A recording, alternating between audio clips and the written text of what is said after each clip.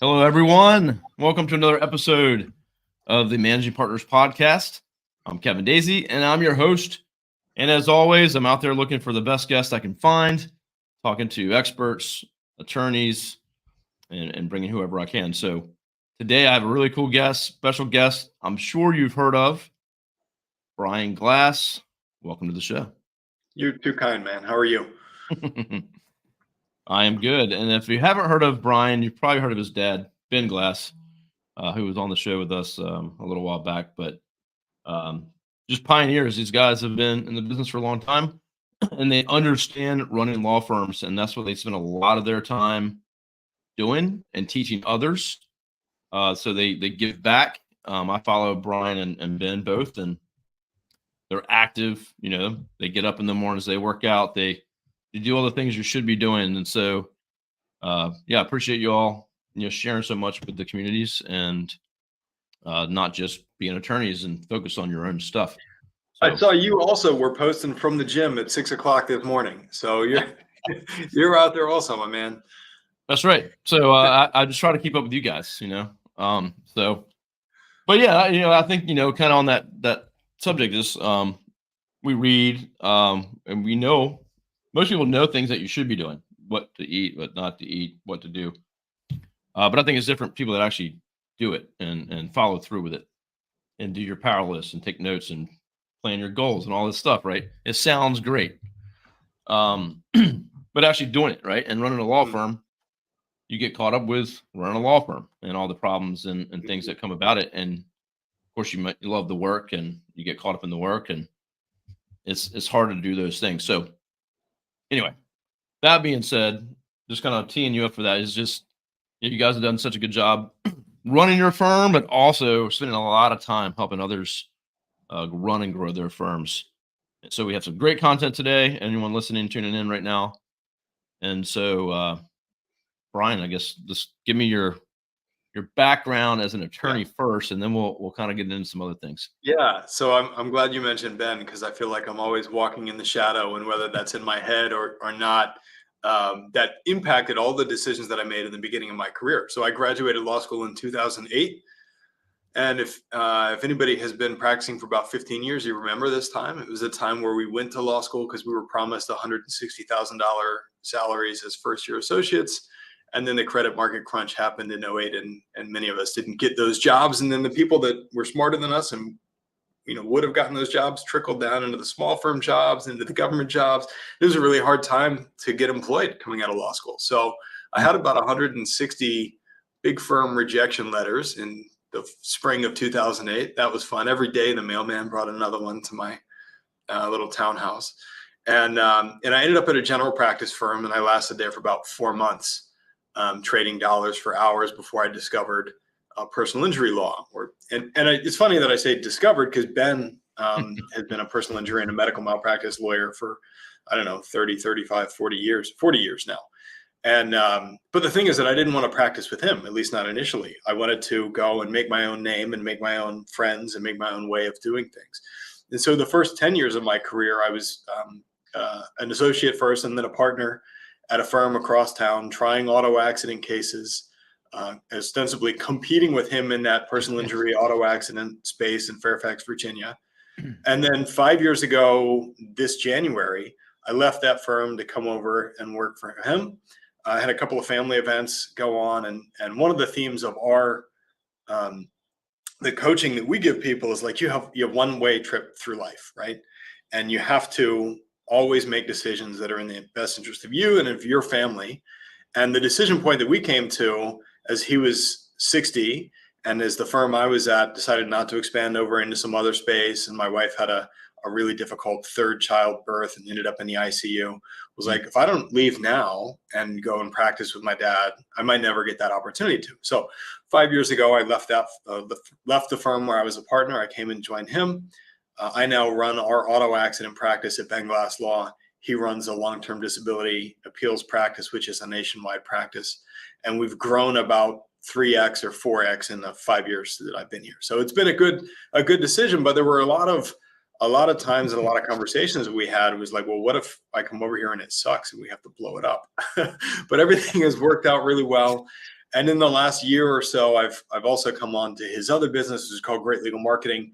It's a consulting and a coaching and a mastermind program for solo and small firm lawyers who are looking to have, what I would call a whole life millionaire style life, right? So most lawyers go to law school to make a bunch of money without really thinking about what we have to trade to make that money, and without really thinking about what you would do if you had it anyway. So we focus on constructing your life, constructing your practice around the life that you want, and not the other way around, which is the thing that I think most lawyers get wrong and law school never teaches you. Yeah, spot on. I love it. I appreciate the background, and it's like you tried to avoid working with your dad, and here you are. So, but I think it worked out. The thing is, you went on your own, you did your thing, you got experience, which I think is great. I mean, versus some family members just like, I'm just going to work for you, and then they never go out, they don't learn experience. Maybe they think they're owed it, or they don't have to work for it. So I like that you did that, and that says a lot about you. So coming over to working with your dad, I wanted to really focus on Great Legal Marketing and the things that you guys are doing there. And you just had a summit recently. Yeah. When was that? Back in October, I believe. Back in October, yeah, about 2 months ago. Yeah. So if you're not familiar with Great Legal Marketing, you can go just Google Great Legal Marketing or Brian Glass or Ben Glass, GLM. You will find all the information you want. But one of the things we wanted to talk about first is one of the issues you're seeing right now, more than ever, with attorneys and mental issues, mental health, people leaving the field. Want to talk about that a little bit, and then get into talking about the summit and what the takeaways were, and how people can really get a lot of value from something we can share with them here in a bit. So yeah, so this is the challenge of being a lawyer is that it's a stressful job, right? And the bar and law schools, I think, do a particularly crappy job of telling us that is the way that it's supposed to be. So I remember my law school commencement ceremony being told by the guest speaker, whoever the guest speaker is not the right word, but the speaker of honor, right? That, okay, now that you're a lawyer, you are beholden to your clients first, last, and always, and you're going to sacrifice your family, and you're going to sacrifice nights and weekends and vacations, and we always have to answer the clients. And I just think that's fundamentally wrong, right? But that ethos leads us to trailing only doctors and dentists in depression, suicide, anxiety, divorce, alcoholism, right? We have all of these things because we don't know how to cope with the stresses of the law, and we don't know how to cope with the stresses of the law because we're told that this is normal and this is the way that it's supposed to be, and that if you don't like it, you can go and do something else. And so that's what you signed up for. Yeah, it's what you signed up for, and and you're not mentally tough enough to handle it, right? And the established bars answer to those lawyer wellness problems are yoga, breathing, and now I have to, in Virginia, I have to take 1 hour of a wellness CLE every 3 years as part of my continuing legal education program. That should do the trick. And none of it is around build the kind of business and have the kinds of clients that you actually want to work for, because those kinds of clients will make you happy. And the thing is, Kevin, if you design your practice that way, and you have clients that respect your boundaries and your time and don't expect you to answer at 7:00 on a Saturday night, then you can put those kinds of people first. But it starts with you. You've got to be happy and secure in your family and your home life before you can serve clients very well. The leading cause of legal malpractice and legal ethics complaints is lack of communication with clients, which happens because we set up these relationships with them and then we don't like them. And so we don't return their phone calls. We don't update them on cases, right? Well, what if you just flipped it? And the first or the second time that you start having those issues with them, you say, listen, you can't treat my staff like that, right? I'm not going to return your phone call at 7:00 on a Saturday night. And if that's a problem for you, then there's plenty of other lawyers who think that that's the standard way to live, and you can go hire one of them. And so what we teach at GLM is how to design marketing, number one, that attracts people that are going to respect your time, and elevate yourself to a position in your law firm where you're only working on the things that are the highest and best use of your time.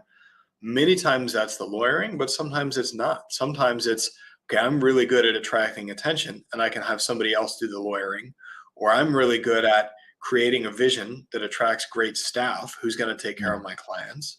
And it frees the lawyer up to really work on the things that they are good at and delegate everything else to somebody else. I love it. And and here's the thing is not the same, but my business is the same way. We can have clients that walk all over us, me and my staff. We fire them pretty Mhm. rapidly. But with any business, but especially for, I think, lawyers, because for one, you're not taught any of this stuff, how to run a business, hire staff, processes and systems. It's really all about the law. And so it's just so many are I see that are stuck in the business and the work, and they never set these things in place. So they're just kind of running rampant, and these things are just happening to them, right? And they just Mhm. assume, I think, that's it. That's just part of it. It's what I signed up for, basically what we were saying earlier. Instead of stepping back and saying, "Hey, what do I really want? How can I make the biggest impact?" And that's another thing too. Without growth and planning to grow, you're not giving back to your staff, your family, and you can't help the clients if you have no processes, you have no way to communicate. You're making them upset. You're having bad communication. So there's just this mess of a Mhm. life that you're going to have if you don't step back out of it and say, what do I really want? What do I need to do? Where can I find help? I love that you went there because I think, and I know that this is going to come out in January, um, that Happy New Year, especially, everyone. yeah, happy New Year. And I hope Yep. that you're still on track with your resolutions. But if you're not, I want to invite you to set some new ones, because what most people do is they go, all right, I want to make 10% more money or 25% more money than I did last year, or I want to lose 10 pounds, or I want to lose 20 pounds, or I want to take more days off, or, and we set these goalposts. And the thing is that every time you hit those goalposts, they just keep moving because they aren't actually the things that make you happy. I heard Yep. earlier this week somebody say, you don't actually want a $10 million firm. You want the way that you think a $10 million firm is going to make you feel. And so when you think about stepping back and asking what you actually want, like lawyers and most people, not to pick on lawyers, but we never do this. You never sit back and say, here's what I actually want out of my life. And if I think the exercise is define your perfect week or your perfect month at work without saying anything about money or number of clients, right? Mm. What kind of things do you want to be working on? What kind of an impact do you want to have? And if you focus on that and you can elevate to being the number one in your space in on those things, then the money follows.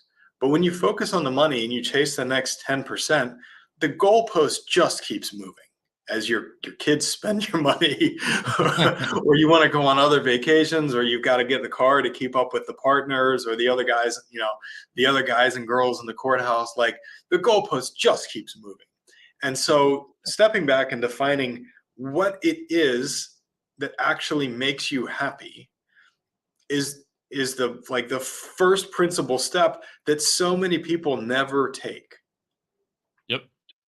Yeah. And so, you mentioned, like, you see a lot of people like leaving the field, right? Leaving the practice of law. Maybe those people did step back and go, Mhm. I don't want to do this. Or maybe they didn't see a way out because they haven't they haven't had put any structure in place, right? So they just see the craziness that they're in, and they're just like, I got to get out of this because there's no way to manage this, and they don't know that Yeah. there's people that run their firms in a way that Yeah. serve them and is part of their life and can fit into that. So I see more and more, and maybe it's just the bias of looking on LinkedIn, and these are the kind of people that are posting the most on LinkedIn. But as you hit that 12, 15, 20-year mark, there's a lot of people that have exited law and gone into coaching, and I'm one of them. I still have an active law practice, but I only want to be involved in the highest level cases and in managing the team. I don't want to go to depositions. I don't want to answer Mm. interrogatories. I don't really want to answer questions in the middle of a case. What Brian is really good at is doing intake and selling people on the firm and what we can achieve for them, negotiating cases at the end, and setting up systems and processes that the team can run the 80 or the 85% of the case that actually isn't legal work most of the time, right? Mm. Especially in an auto accident practice. The collection of medical bills and records, Yeah. the understanding that when we get to certain timeline posts in a case, like for Communication. instance, 10 or 12 weeks and after physical therapy, okay, I'm not going to tell you what you need to do, but we got to be thinking about getting a second opinion from somebody else because the insurance company is not going to want to pay for this. So setting up those systems and then having the team that's able to operate them for you frees the lawyer up to work on the things that they really want to do. And so for me, it's like our highest level cases, it's talking to new clients, it's negotiating cases, it's taking cases to trial, but not actually doing any of the work beforehand. And then it's talking with other smart lawyers and law firm owners to find the next thing that you can, next lever that you can pull to optimize your practice, whether it's social media or SEO, Yep. or I'll tell you, one of the things that we're thinking about for 2024 is canceling all PPC spend and putting that money into a person to be outbound relationship building, almost like a pharmaceutical rep, right? Because in Northern Virginia, that landscape is getting really, really hard to compete on. And so, focusing, I started down this rabbit hole on people leaving the practice. And I think, Bring it back. I think you hit these walls where you're like, is this all it is? Like, is it just another red car hit a blue car? And if so, I don't want to do this for another 30 years, right? And there are people that do, and that's awesome for them, but I'm not one of them. And so that's why lawyers are leaving, because they haven't found the happiness in operating the next case, because they're solving the same problem over and over and over and over. Yeah, because I mean, I used to build websites and design things, and I was a freelancer turned business owner, hired people, but I still did the work for quite many years. I don't do any of the work, so I fell in love with the business, yeah, and my team and my employees, and Mm-hmm. so now it's how do we optimize the business and make it better, and I'm excited about that. So when I bring in a client, I'm excited to bring them in to the team and be like, "Oh man, wait till you meet all my team. They're awesome. They're going to take care of you." And so I fell in love with that side of things. If I had Mm-hmm. to design websites or write copy all day, I would be miserable. So if you want to be a lawyer, that's great. Keep lawyering and doing it. But if you find yourself in that spot, you need to, fall in love with the business that you're in and work You on make that. this mental mistake too, which is assuming that everybody who's on your path actually wants that path, right? So we've made the mistake of Mm. elevating people into leadership positions for whom that actually wasn't a good fit for them. We've done the same. And so my message is not for all lawyers that you should stop lawyering and become the CEO and just run your business, right? Because that's not right for everybody. I have friends that they only want to go and try cases and they don't want to do any marketing. They don't want to learn anything about business. Yep. And I want them to come and work with me because like that's a perfect fit, right? You don't want to Yeah. do the stuff that Yes. I'm good at, and I don't want to do the stuff that you love doing. Yeah. I love it. And no, I've done the same thing. I remember going to one of my employees years ago. I was like, I'm gonna, soon I'm gonna be hiring someone that will work under you and you'll be the lead. And she was like, "Hey, wait, I don't want to lead anybody. I want Mm. to just do the work." And I'm like, how can that be? I'm an entrepreneur. I'm just like, how could you not want, these opportunities? So some people just they want to do the work, they love the work.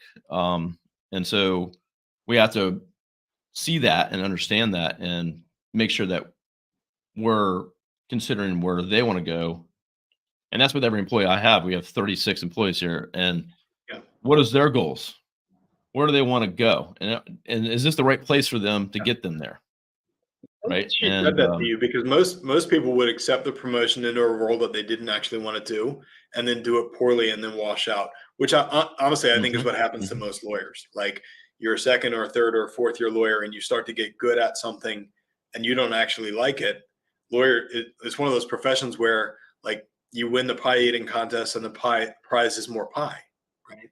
And so if you don't have um, the awareness that this is making me unhappy, and you don't have um, the ability and the confidence to stand up and say, I don't actually want to do this thing. I want to go learn this thing over here. Then that's how you end up 15 years in a niche that you didn't actually enjoy being. Mhm. Yeah, no, and we just life gets you sometimes, right? You got bills to pay, you might have kids, and you might be like, well, it's too late for me to change now or do anything different. Mm. So I think, those life events can get you feeling stuck, and that could be a problem as well. Now you got a certain amount of bills, certain lifestyle that you have to Yeah, maintain, right? there And you go. That's if the I'm not thing a is, I mean, lawyer, where am I going to make all this money? yeah, yeah, yeah. But the thing is, that is I think a red herring. Like for most people, I mean, I live in Northern Virginia. It's the most expensive place outside Yeah, of Fairfax, yeah. San Francisco in the U.S. Almost New York City, right? Okay, I don't need to make the kind of money that I want to make that I'm making now if I move to Raleigh, North Carolina, or Cleveland, Ohio, or somewhere in Indiana, right? Yep. And so I think most people, though, you get this narrow tunnel vision again, I've always got to do 10% better because inflation went up 8% in the last year, right? So you do 10% better, and your life is not any happier. Yeah, and You're so just keeping up. yeah, you're keeping up, and especially at a small firm, like every single year, everybody gets raises and the rent goes up. Yeah. And we've got to expand and do more revenue year in and year out just so that the owners can make the same amount of money. Right. Mhm. Well, so it's almost an argument against growing the staff and the team because it's hard to exit a law firm. Again, that's a mental block because VC money probably is coming for law firms sometime within the next 5 or 10 years. Yep, yep. But at least in Private Virginia for equity. right now, hard to exit a law firm. Yeah, I mean, because legally, a lawyer has to own a law firm, except In except Virginia, in so not in Arizona. I not in think also Arizona, not yeah, okay. not in Utah, and maybe not in DC. Not 100% on those, but those are first movers, and I think Yeah, I think that you're going to see much in the same way that institutional medicine has started to buy up all these mom and pop physical therapy and orthopedic practices. I think you're going to see the same thing in the law.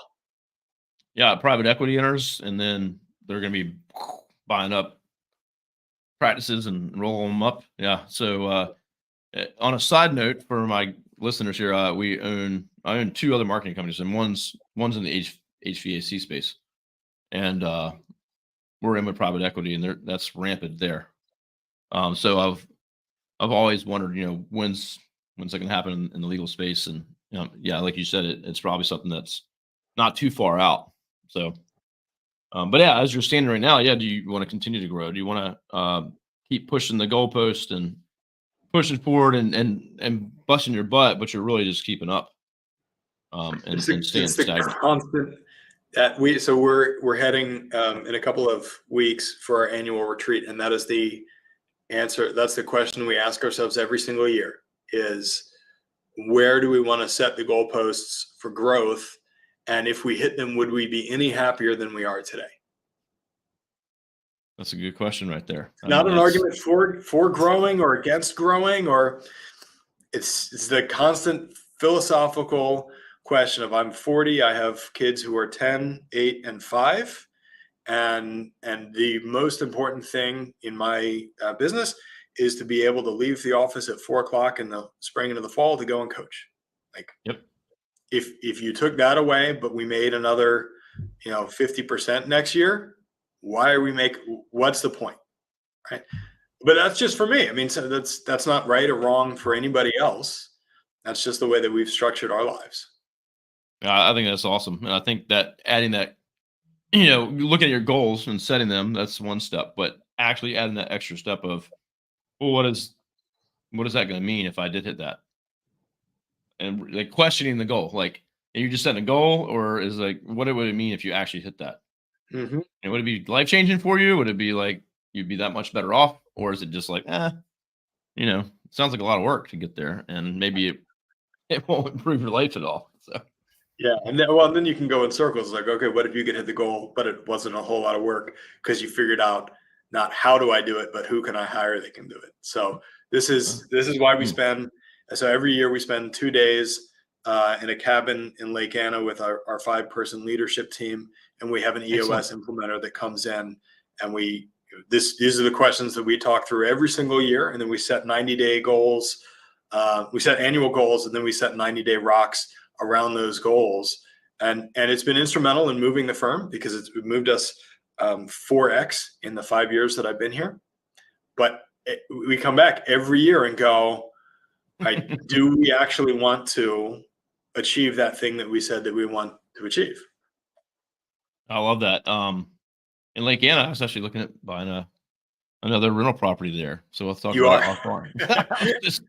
Yeah, I was looking at another one to buy because I know you got one as well. Yeah. But side note, yeah, Lake Anna's beautiful. So I want to transition, and so you kind of draw some hints about the meetings you have, and we talked about the summit. But one of the things you share with me is the GLM summit notes that Yep. you have from the Cool. summit, the notes you had produced, put together into a document. So anyone listening or watching, glmsummitnotes.com. Yep. And I think you just put your email in, and you'll get a copy of basically Yeah. the notes Yeah. from the So let summit. me tell you what this is. So every year we put on a 3-day event for law firm owners mostly and marketing directors. Although I think this stuff is applicable to any lawyer, right? I consider myself in both in this firm and in the last firm I was really an entrepreneur, right? And I try to talk to the entrepreneurs who are the number 2 or the number 3 people at a law firm where they're happy, who don't want to go out and start from scratch their own thing. How do you build your own personal brand?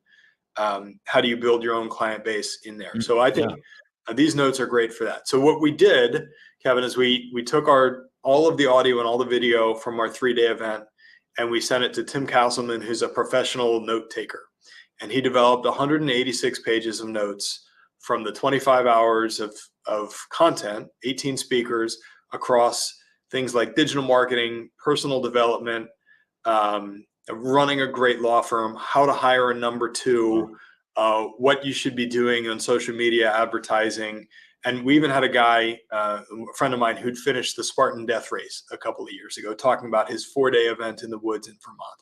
So we had all of these things taken and transcribed into 186 pages of action-packed um, content that you can take, and we're just giving it to people. So if you go to glmsummitnotes.com, give us your email address, you'll get the 186-page PDF. And then what we're doing in GLM is we're running a coaching program called The Tribe. We're rolling out this year for the first time ever a 12-month curriculum that'll come in the beginning of the month with a module.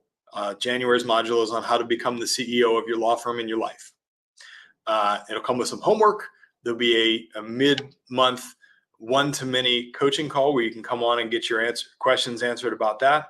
And then you get discounts at our events and some of our other products that we can put out. So we're driving people towards that. What I've found is that I've learned the most, not from podcasts and not from speakers, but from being around and talking to other smart entrepreneurial lawyers. And frankly, you can't do that in a courthouse, because most lawyers don't think this way.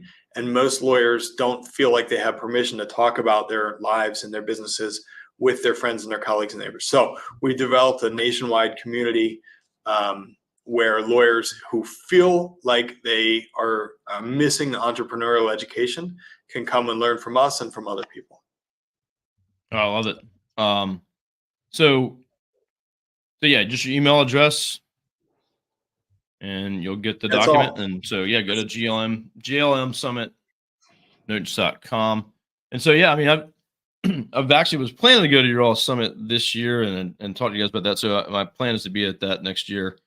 Um, hear nothing but amazing things from clients and others in the industry that have gone to your events. So you guys do an amazing job. Actually, this year you guys did a like a live stream that tapped into, and so yeah, amazing stuff. And so awesome that you guys put these notes together like that. That's pretty cool. Yeah, we'll be in Phoenix next year. It's early October. I'm not exactly sure. I want to say it's October 2nd through the 5th. I don't even think we have a website up yet. But go to jlmsummitnotes.com. You'll get the notes. You'll get seated into our email list. You get all the information that you could ever want about the summit. Yeah, that's excellent. Awesome. Well, yeah, looking forward to that. I'll download that here myself in just a bit. So, well, Brian, I mean, I just appreciate you coming on to share, some of your insights and thoughts, what you're seeing, kind of out there, with other lawyers and where they might be. And if you're listening right now and you're kind of in that place where you're like, oh, I don't know if I want to do this, or maybe you don't have that structure in place. Maybe, you're not even sure if that's right for you. Right. Reach out to Brian, reach out to me. I'll connect you to, but, Brian or Ben, they're open to talk to any attorney, I'm sure, that's trying to run their own firm or needs help. Or if you're like Brian was saying, an entrepreneur, you want to rise to the top and do well within a firm. That's great. But reach out to them and, download their stuff. You get on the email list. They send out a lot of great emails with a lot of actionable information. So that's a good place to start, I would say. So definitely do that. Brian, anything else you want to add? Any takeaways? No, man. I great appreciate audience you. of attorneys. So, say the last part again. I said anything you want a good takeaway for our audience of attorneys out there. So I think attorneys, we're uniquely situated in a profession where you have a real opportunity to make an impact on clients' lives. And in order to have the most impact that you can on clients' lives, you've got to rid yourself of what I call energy sucking vampire clients, right? and just don't be afraid to say, here's the very narrow niche of people that I serve, and I'm going to say no to everything else. It's like Derek Sievers, the CD Now guy, like CD Now or CD Baby, I don't know. But he has this phrase called hell yes or no, right? Okay, if this client doesn't perfectly fit my avatar or people that I want to serve, then it's going to be a no. That frees you up then to have the time and the bandwidth and the capacity to take on all those clients for whom you are perfect for, your hell yes bucket of clients. But the thing is that if you're saddled with a bunch of C and C plus people and they're taking up all of your time, then you don't have the time to do the wonderful job that you can do and have the impact that you can have as a lawyer that you went to law school to have on your best clients. So that's what I would encourage people to do. New year, new you, fire your worst client and move on with your life. That's good advice right there. And we did this years ago, and it was really odd for me because I like to please people. I like to work with anybody if I can. But at the end of the day, you can't. And, I think the guilt builds up over time. If you're like, man, we're not putting enough time with our best clients and, because you've got all these other clients. And so you really have to do what Brian was just saying and focus. Niching is I think the best thing we ever did. I know that for sure. But it doesn't have to be just a niche like, hey, we only do car accidents, but within your clientele, like what's your ideal client? What kind of clients you're looking for? And stick to it. And refer out the other ones if you want, So great advice. So, well, Brian, I appreciate you coming on. A lot was shared, and anyone wants to reach out to Brian, what's the best way to connect with you other than putting their email address? So I'm most active on LinkedIn and then on Instagram, the Brian Glass at the Brian Glass, and then just find me on Instagram. Just type in my name. Yep, I follow you there and see you post often. So, I'm in. Yeah, and then another thing, we have a Facebook group that I started just from out of this podcast, and I've invited most guests and other managing partners that I know. But I think we have about 80 Law Firm Managing Partners. It's a new group, not a paid group, not anything more than a Facebook group. But if you're interested, reach out to me. Happy to send you an invite.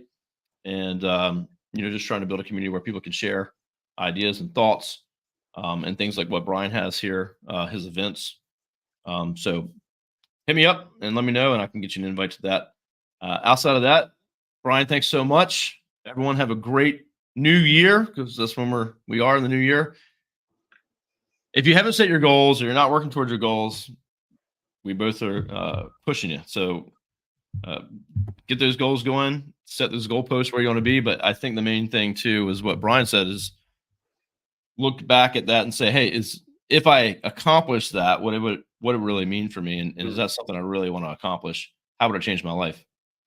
And maybe rethink those goals. So, yep. Awesome.